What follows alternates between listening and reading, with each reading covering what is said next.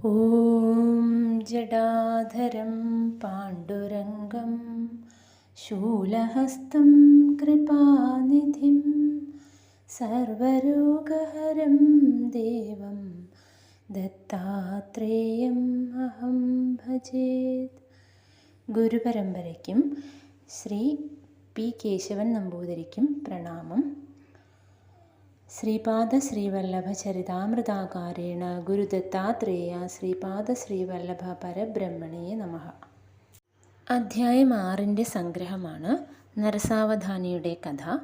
ഇതിൽ തിരുമലദാസു എന്ന അലക്കുകാരൻ ശങ്കരഭട്ടനോട് പറയുന്ന കഥയാണിതിൽ.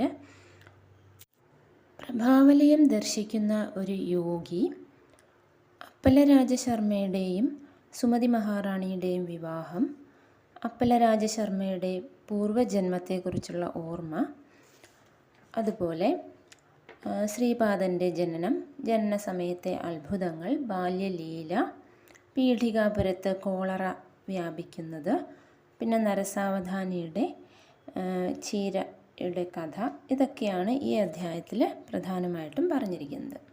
പ്രഭാവലയം അല്ലെങ്കിൽ ഓറ കാണാൻ കഴിവുള്ള ഒരു യോഗി കുക്കുടേശ്വര ക്ഷേത്രം സന്ദർശിക്കുകയും അവിടെ സ്വയംഭൂവായ ദത്തൻ്റെ പ്രഭാവലയത്തിൻ്റെ വ്യാപ്തിയും നിറമൊക്കെ പരീക്ഷിക്കാൻ വേണ്ടി അദ്ദേഹം ശ്രമിക്കുകയും ചെയ്യുന്നു.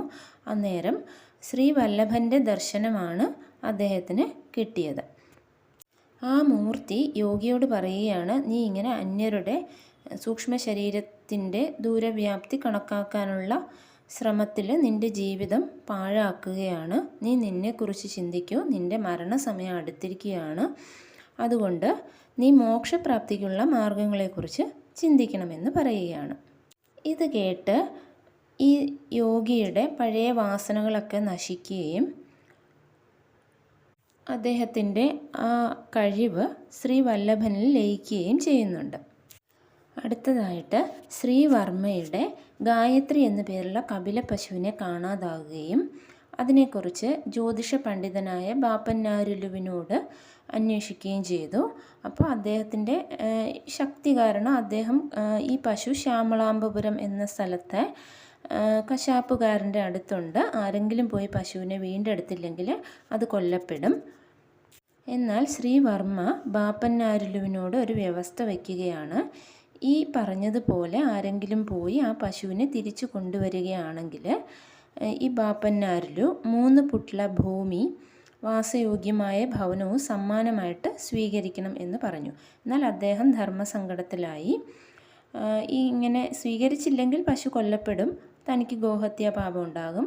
അപ്പം അതിനെക്കാട്ടും ഭേദം സമ്മാനം സ്വീകരിക്കുന്നതാണ് നല്ലതെന്ന് നിശ്ചയിച്ചിട്ട് അദ്ദേഹം ആ സമ്മാനം സ്വീകരിക്കാം എന്ന് പറയുകയും അവസാനം ആ ഗായത്രി എന്ന പശു രക്ഷപ്പെടുത്തപ്പെടുകയും ചെയ്യുന്നു. ഈ ബാപ്പന്നാവധാനുലുവിൻ്റെ മകളാണ് സുമതി മഹാറാണി. ഐനവല്ലി ഗ്രാമത്തിലാണ് അപ്പല ലക്ഷ്മി നരസിംഹരാജ എന്നു പേരുള്ള, അതായത് ശ്രീപാദൻ്റെ അച്ഛൻ. അദ്ദേഹത്തിൻ്റെ ഗൃഹത്തിൽ ഒരു കാലാഗ്നി ശമനദത്തൻ്റെ വിഗ്രഹം ഉണ്ടായിരുന്നു. പൂജാസമയത്ത് ആ വിഗ്രഹം രാജശർമ്മയോട് വ്യക്തമായിട്ട് സംസാരിക്കുകയും നിർദ്ദേശങ്ങൾ നൽകുകയും ചെയ്തിരുന്നു. ഒരു ദിവസം ആ വിഗ്രഹം പൂജയ്ക്ക് ശേഷം ബാപ്പന്നാവധാനുലുവിൻ്റെ മാർഗനിർദ്ദേശത്തിൽ വിദ്യാഭ്യാസം പൂർത്തിയാക്കുവാൻ വേണ്ടി അപ്പലരാജശർമ്മയോട് ആജ്ഞാപിക്കുന്നു. അങ്ങനെ അപ്പലരാജശർമ്മ പീഠികാപുരത്തേക്ക് വരുന്നു. ദത്തഭഗവാന്റെ ആജ്ഞ അനുസരിച്ച് തന്നെ ബാപ്പന്നാവധാനുലു തൻ്റെ അടുത്തെത്തിയ അപ്പലരാജശർമ്മയ്ക്ക് താമസത്തിനും ഭക്ഷണത്തിനുമൊക്കെ സൗകര്യം ഏർപ്പെടുത്തി. ബാപ്പന്നാവധാനുലുവും കുടുംബവും ശനിപ്രദോഷ സമയത്ത് ശിവാരാധന നടത്താറുണ്ട്. അതായത് ശനിപ്രദോഷ സമയത്ത് ശിവാരാധന ചെയ്തതിൻ്റെ ഫലമായിട്ടാണ് പുരാതന കാലത്ത് യശോദയ്ക്കും നന്ദനും ശ്രീകൃഷ്ണനെ വളർത്തുവാനുള്ള ഭാഗ്യമുണ്ടായത്. അതുപോലെ ഈ പ്രധാനപ്പെട്ട ശിവ ആരാധനയിൽ വൈശ്യന്മാരും അതുപോലെ നരസിംഹവർമ്മയും ശ്രീ വെങ്കടപ്പയ്യ ശ്രേഷ്ഠിയും പങ്കെടുത്തിരുന്നു. അങ്ങനെ ഒരു ദിവസം ഈ ശനിപ്രദോഷ സമയത്ത് ശിവാരാധന ചെയ്യുന്ന സമയത്ത് കുക്കുടേശ്വര ശിവലിംഗത്തിൽ നിന്ന് തേജോമയമായൊരു രശ്മി പ്രകാശിക്കുകയും അതൊരു ഗംഭീര ശബ്ദത്തിൽ ഇങ്ങനെ പറയുകയും ചെയ്തു, ബാപ്പന്നാര്യ, നീ നിൻ്റെ മകൾ സുമതി മഹാറാണിയെ അപ്പലരാജശർമ്മയ്ക്ക് വിവാഹം കഴിച്ച് കൊടുക്കണം, ലോകക്ഷേമം ഉണ്ടാകും എന്ന്. അങ്ങനെ അവരുടെ വിവാഹം കേമമായിട്ട് നടത്തപ്പെടുകയും ചെയ്തു. ഐനവല്ലിയിലെ ഒരു പ്രസിദ്ധമായ വിഘ്നേശ്വര ക്ഷേത്രത്തിൽ നിന്ന് ബന്ധുക്കളൊക്കെ ഒരു ദിവസം പ്രസാദം കൊണ്ടുവന്നു. അത് സുമതിയും രാജശർമ്മയും സ്വീകരിക്കുകയും ചെയ്തു. അന്ന് രാത്രി സുമതി മഹാറാണി സ്വപ്നത്തിൽ ഐരാവതത്തെ കണ്ടു. പിന്നീട് കുറച്ച് ദിവസങ്ങളിൽ ശംഖ്, ചക്രം, ഗദ, താമര, ത്രിശൂലം അങ്ങനെ പല ദേവന്മാരെയും മുനിമാരെയും സിദ്ധന്മാരെയും യോഗികളെയും ഒക്കെ സ്വപ്നത്തിൽ കാണാൻ തുടങ്ങി. അതിനുശേഷം ഉണർന്നിരിക്കുമ്പോൾ പോലും ദിവ്യമായ വെളിപാടുകളൊക്കെ കിട്ടാൻ തുടങ്ങി. കണ്ണടച്ചു കഴിഞ്ഞാൽ മുനിമാരെയും ദൈവിക പ്രകാശത്തോടു കൂടിയ ഋഷിമാരെയും ഒക്കെ കാണുകയാണ്. ഇതിനെപ്പറ്റി സുമതി മഹാറാണി അച്ഛനായ ബാപ്പന്നാവധാനുരുവിനോട് ചോദിച്ചു. അപ്പോൾ ഇതൊക്കെ ശുഭകരമായ ലക്ഷണമാണെന്ന് അദ്ദേഹം പറഞ്ഞു. ഒരു മഹാപുരുഷൻ്റെ ജനനത്തെയാണ് ഇതൊക്കെ സൂചിപ്പിക്കുന്നതെന്നും പറഞ്ഞു. സുമതി മഹാറാണി ഈ സ്വപ്നത്തിൻ്റെ വിവരം രാജശർമ്മയോട് പറയുകയാണ്. അപ്പോൾ അങ്ങനെ അദ്ദേഹത്തിനോട് ഈ പൂജ സമയത്ത് കാലാഗ്നി ശമനദത്തൻ്റെ ദർശനം ഉണ്ടാകുമല്ലോ, അപ്പോൾ ആ സമയത്ത് ചോദിക്കണം ഈ സ്വപ്നത്തെ പറ്റി എന്ന് പറഞ്ഞ് ഏൽപ്പിക്കുന്നുണ്ട്. അങ്ങനെ പൂജയ്ക്ക് ശേഷം വന്ന ആ ദത്തരൂപം ഈ രാജശർമ്മയുടെ പുരികങ്ങൾക്ക് ഇടയിലുള്ള സ്ഥലത്ത് വിരൽ കൊണ്ട് തൊട്ടു. അപ്പോൾ അപ്പല രാജശർമ്മയ്ക്ക് വിഷ്ണുദത്തനായിട്ട് മുൻ ജന്മത്തിൽ ജനിച്ച കാര്യമൊക്കെ ഓർമ്മ വരികയാണ്.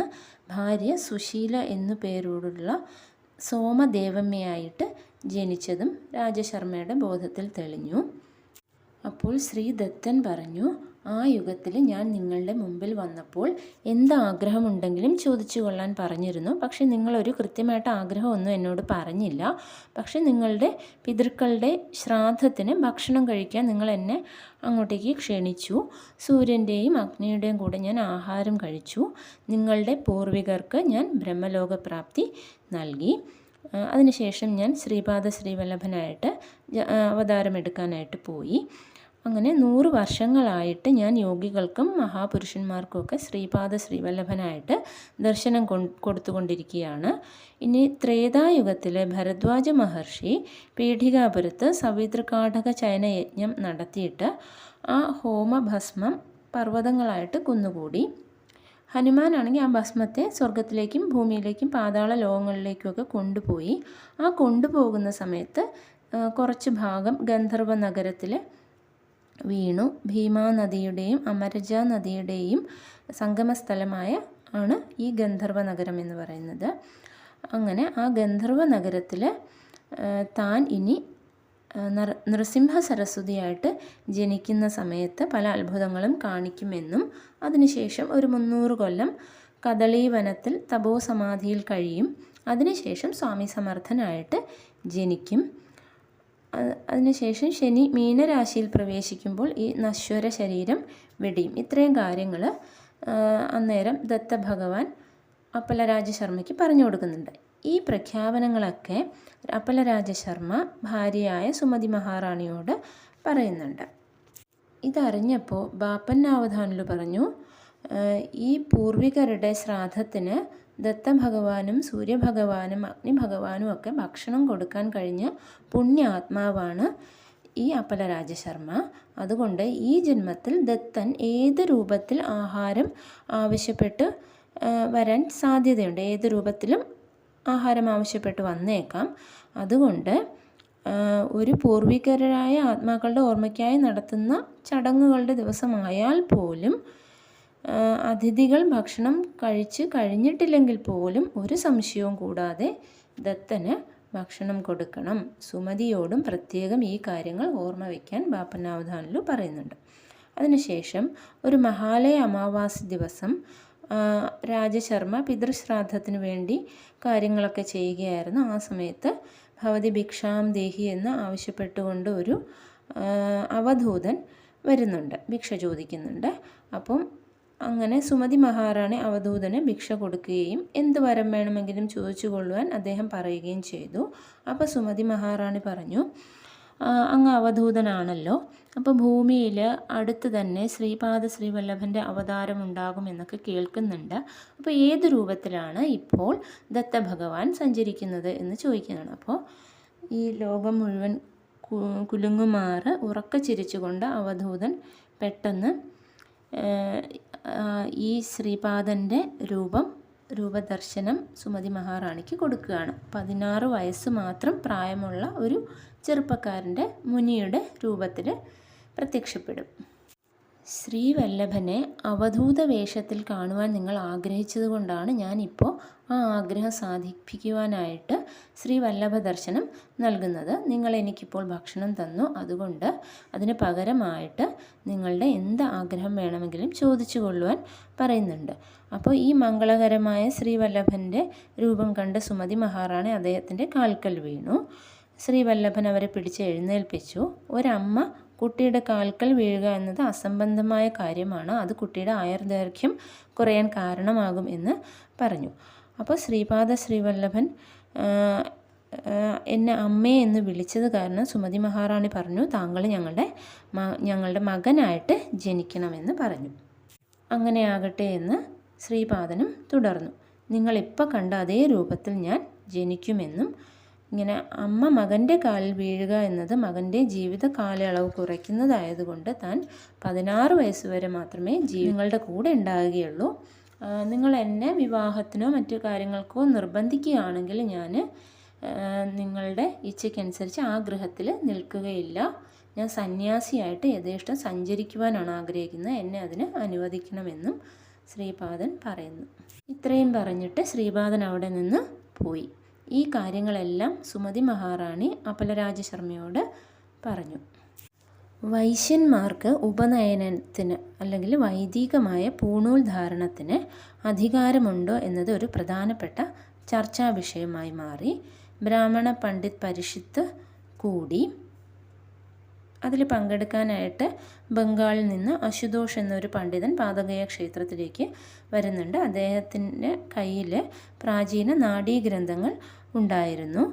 ബാപ്പന്നാരിലു പറയുകയാണ്, നിയമവ്യവസ്ഥയിൽ ബ്രാഹ്മണർക്കും വൈശ്യർക്കും ക്ഷത്രിയർക്കും തുല്യ സ്ഥാനമാണുള്ളത്, അതുകൊണ്ട് അവർക്കെല്ലാം വൈദിക ഉപനയനം അനുവദനീയമാണ് എന്ന്. ബാപ്പന്നാവധാനുലുവിൻ്റെ ഈ തീരുമാനത്തെ എല്ലാവരും ആഘോഷത്തോടെ സ്വീകരിച്ചു. എന്നാൽ ഇത് നരസാവധാനി എന്ന പണ്ഡിതന് വേദനാജനകമായിട്ട് മാറി. അദ്ദേഹം ബഗളാമുഖി ദേവിയുടെ ഭക്തനായിരുന്നു. എല്ലാ ദിവസവും ദേവിയെ പൂജിച്ചിരുന്നു. വാദം തുടങ്ങുന്നതിന് മുമ്പ് അദ്ദേഹം മുഖം കഴുകി ബഗളാമുഖി മന്ത്രം ജപിക്കും, എന്നിട്ടാണ് വാദം തുടങ്ങുന്നത്. അങ്ങനെ ആയത് കാരണം അദ്ദേഹത്തെ തോൽപ്പിക്കുക അസാധ്യമായിരുന്നു. എന്നാൽ ബാപ്പന്നാവധാനിലു ആണെങ്കിൽ കോടിക്കണക്കിന് പ്രാവശ്യം ഗായത്രി മന്ത്രം ജപിച്ചിട്ടുള്ള പുണ്യവാനാണ്. അവർ രണ്ടുപേരും ആദ്യമായിട്ടാണ് ഇങ്ങനെ വാദത്തിൽ വരുന്നത്. നരസാവധാനി മുഖമൊക്കെ കഴുകി മന്ത്രമൊക്കെ ധ്യാനിച്ചു ഈ വാദത്തിന് തയ്യാറായി. ഈ ബാപ്പന്നാവധാനുലുവിൻ്റെ കൂടെ ശ്രീപാദൻ കൊച്ചു കുട്ടിയാണെങ്കിൽ പോലും ഇതുപോലെയുള്ള പരിഷത് യോഗങ്ങൾക്കൊക്കെ പോകാറുണ്ട്. അങ്ങനെ ശ്രീപാദൻ ഈ യോഗത്തിലും പങ്കെടുത്തു.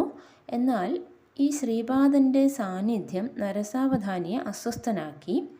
അദ്ദേഹം ബഗളാമുഖി മന്ത്രം ജപിച്ചതിന് ശേഷം വാദപ്രതിവാദം തുടങ്ങുന്നതിന് മുമ്പ് ഇങ്ങനെ ശ്രീപാദൻ ഇവിടെ പങ്കെടുക്കുന്നത് ശരിയല്ല എന്നൊക്കെ പറയുകയാണ്.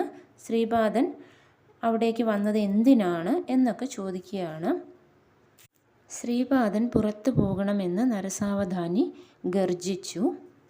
രാജശർമ്മ മകനെ പുറത്തേക്ക് കൊണ്ടുപോയി.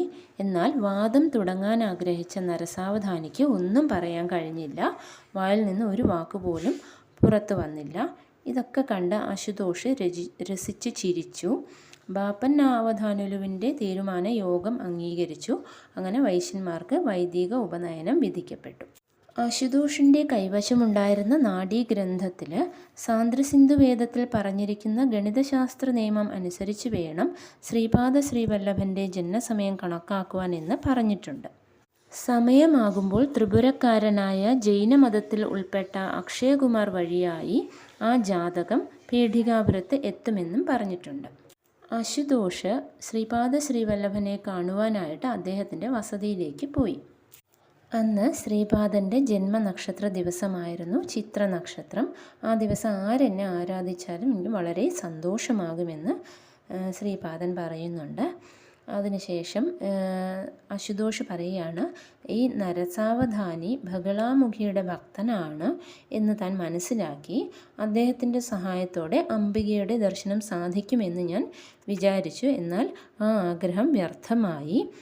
അംബിക അദ്ദേഹത്തോട് കോപാകുലയായി എന്ന് താൻ മനസ്സിലാക്കുന്നു എന്ന് പറഞ്ഞു. അപ്പോൾ ശ്രീപാദൻ പറഞ്ഞു, യഥാർത്ഥത്തിൽ ഞാൻ അയാൾ പൂജിക്കുന്ന ആ അംബിക തന്നെയാണ്. അതുവരെ നരസാവധാനിയുടെ സൂക്ഷ്മ ശരീരത്തോട് ഒപ്പമുണ്ടായിരുന്ന അംബിക അയാൾ എന്നോട് പുറത്തു പോകാൻ പറഞ്ഞ നിമിഷം എന്നിലേക്ക് ലയിച്ചു. ഞാൻ എല്ലാ ദേവന്മാരുടെയും ദേവിമാരുടെയും മൂർത്തിമത് ഭാവമാണ്.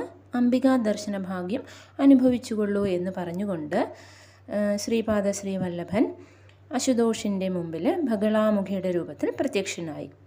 അങ്ങനെ അശുതോഷ് പൂർണ്ണ സംതൃപ്തനായി.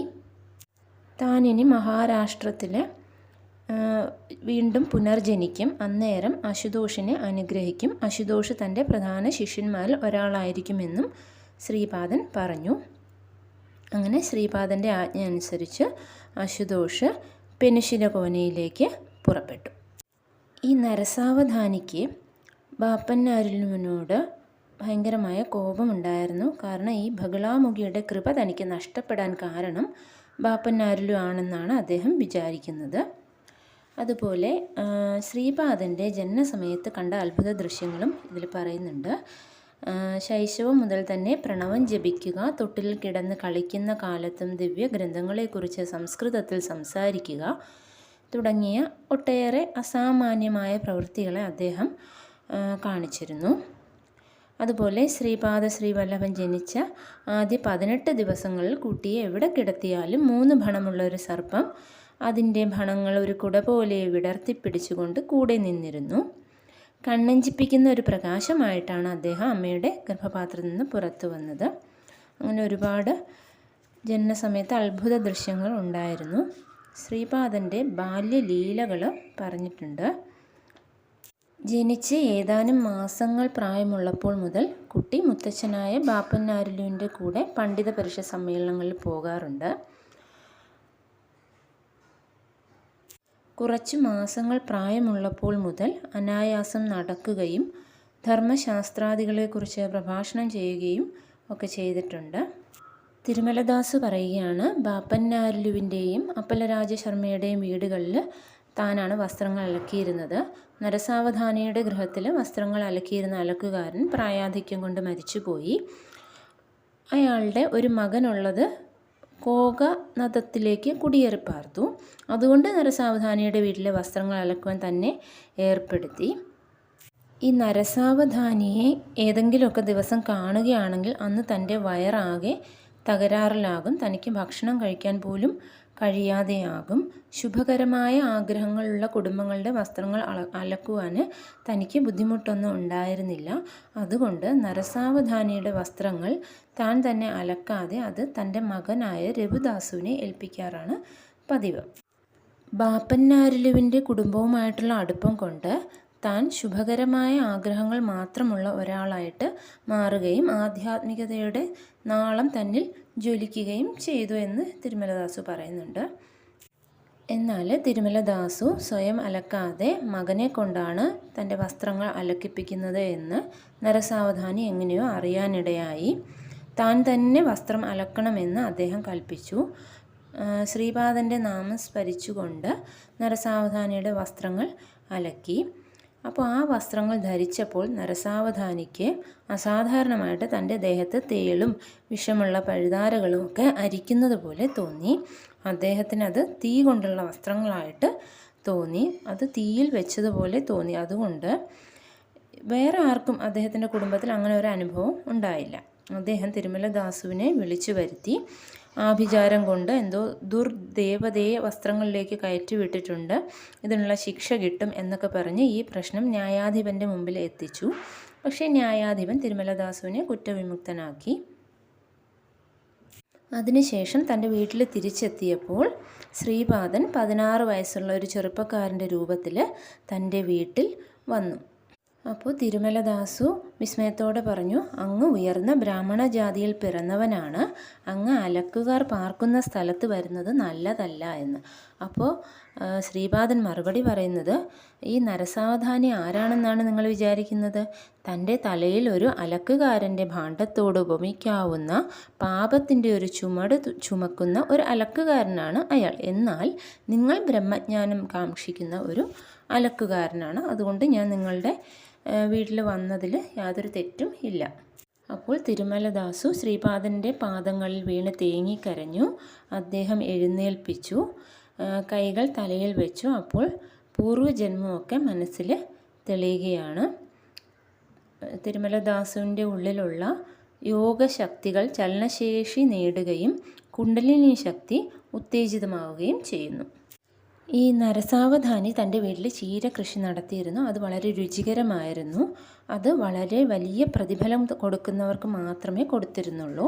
അപ്പം ശ്രീപാദൻ അമ്മയോട് ചീരക്കറി ഉണ്ടാക്കുവാൻ ആവശ്യപ്പെട്ടു. അത് നരസാവധാനിയുടെ വീട്ടിൽ നിന്ന് തന്നെ മേടിക്കണമെന്നും പറഞ്ഞു.